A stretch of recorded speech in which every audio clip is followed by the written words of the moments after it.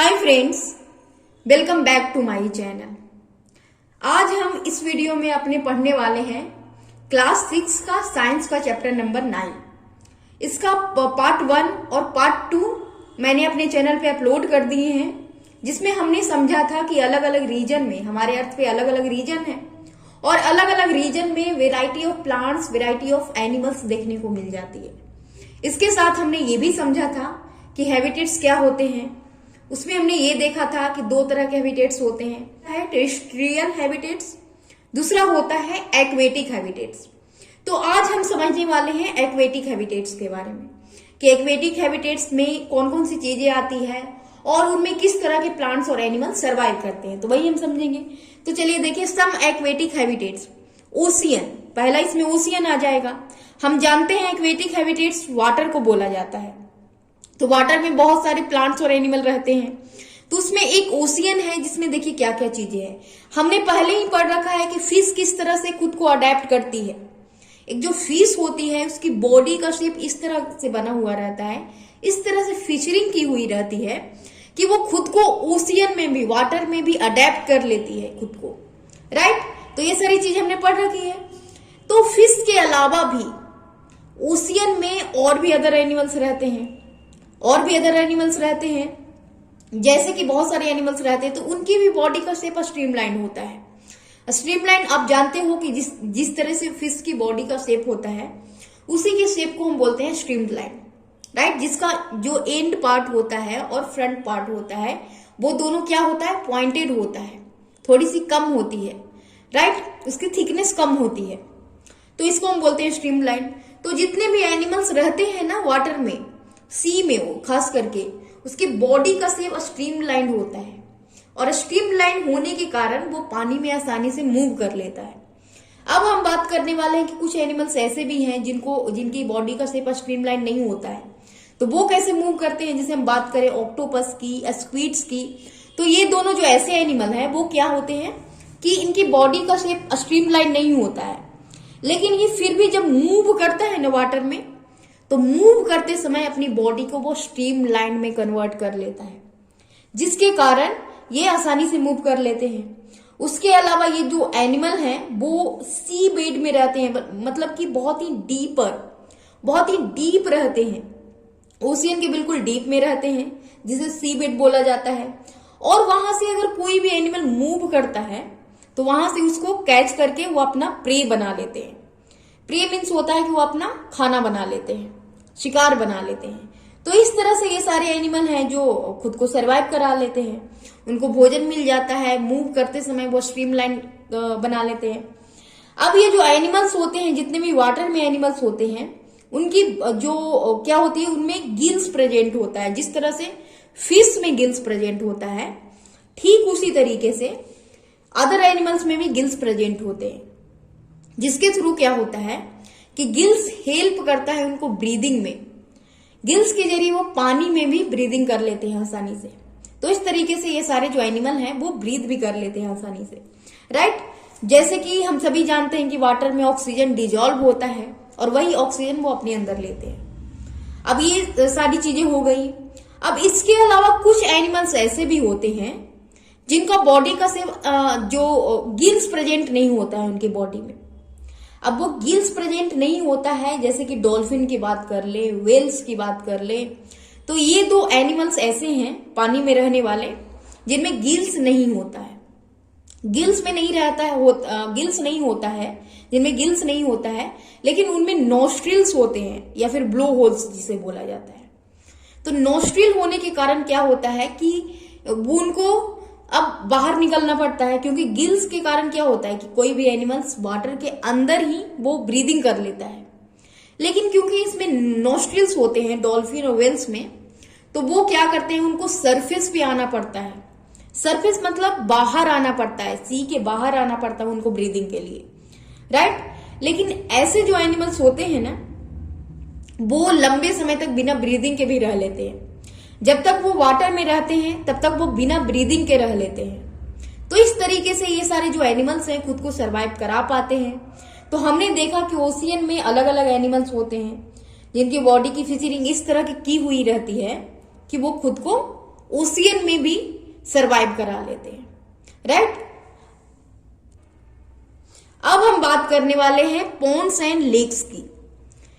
Have you seen plants growing in ponds? तो अगर आपने कभी रिवर में या फिर लेक्स में या फिर पॉन्ड्स वगैरह में कुछ प्लांट्स देखा है, तो आप देखते हो कि वो जो प्लांट होता है ना, थोड़ा सा अलग होता है टेरेस्ट्रियल प्लांट से। किस तरह से अलग होता है? क्योंकि टेरेस्ट्रियल जो प्लांट होते हैं ना, उनकी जो रूट होती है, रूट बहुत ही लंबी होती है और लंबी भी होती है, और वो क्या होती है, सॉइल को होल्ड करके रखती है। उसका फंक्शन होता है सॉइल से क्या करना, वाटर को, मिनरल्स को ऑब्जर्व करके अलग अलग पार्ट में भेजना। तो ये उसका मेन काम होता है। लेकिन हम बात करें एक्वेटिक प्लांट्स की, तो वो ये प्लांट इसके मुकाबले थोड़ा सा अलग होते हैं। कैसे अलग होते हैं वो हम समझेंगे कि इनका जो रूट होता है थोड़ा सा साइज में क्या होता है, छोटा होता है, और मेन फंक्शन जो होता है ना रूट का, एक्वेटिक प्लांट की रूट का मेन फंक्शन होता है उस प्लांट को होल्ड करके रखना। जैसे यहाँ पे बताया गया है, function is to hold the plant in place. वो होल्ड करके रखते हैं प्लांट को, राइट। जैसे कि आप देख रहे हो, ये कुछ एक्वेटिक प्लांट्स हैं, यहाँ पे दिया गया है, बिल्कुल इसी के जैसा होता है।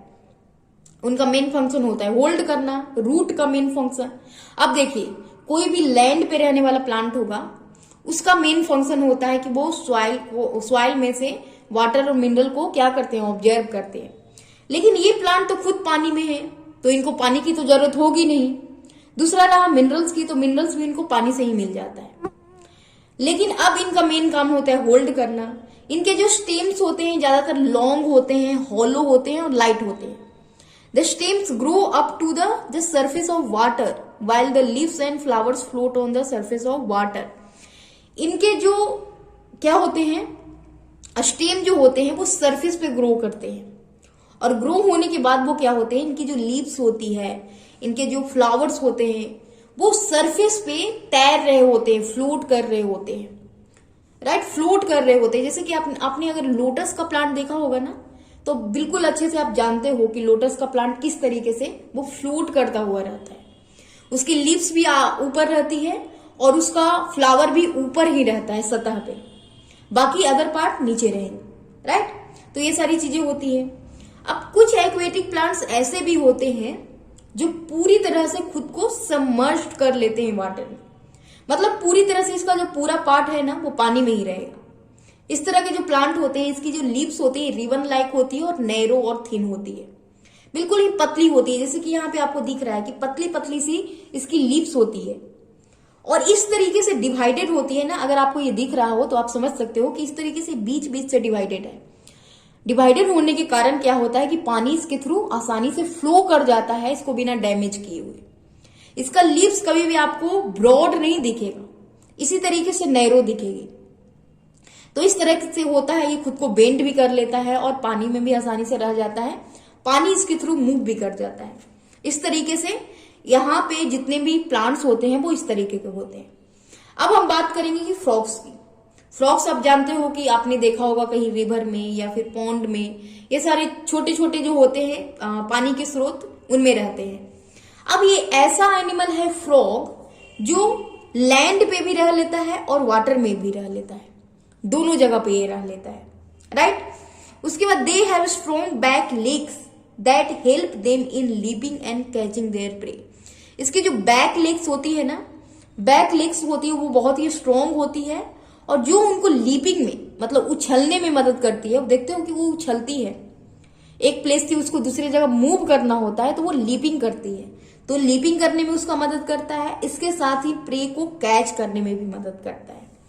दे हैव वेब्ड फीट, इसकी जो फीट होती है वेब्ड होती है, which help them swim in water, जो इनको मदद करती है किसमें, वाटर में स्विम करने में मदद करती है। तो हमने देखा कि हम जानते हैं, हम ही सब जानते हैं कि हमारे अर्थ पे वाइड वैरायटी है प्लांट्स की और एनिमल्स की भी। इतनी वाइड वैरायटी है कि हम बहुतों के नाम नहीं जानते हैं, करोड़ों लाखों ऐसी चीजें हैं। लेकिन कुछ के बारे में हम जानते हैं, कुछ के बारे में हमने नाम भी नहीं सुना है, और जिसमें से हमने कुछ एनिमल्स और प्लांट्स के बारे में हमने पढ़ा, वाइड वैरायटी में से कुछ के, जो हमने समझा कि अलग अलग हैबिटेट्स में रहते हैं और किस तरीके से वो खुद को अडेप्ट कर लेते हैं। अगर आपको ये वीडियो आपको अच्छा लगा होगा तो please like, subscribe and share करें, और बिल्कुल इसी तरह के वीडियो के लिए हमारे चैनल को जरूर सब्सक्राइब करें। मैं आपको इस तरह के जितने भी 6th क्लास के बुक्स है ना, वो हर किसी को एक्सप्लेन करके, जितनी भी एसएसटी है या फिर साइंस है या फिर मैथ्स है, मैं पूरी तरह से क्या करूंगी उसको एक्सप्लेन करके आपको देती रहूंगी। सो इस तरह के वीडियो आपको चाहिए तो प्लीज मेरे चैनल को सब्सक्राइब कर लें, और thank you for watching my video. Thank you very much.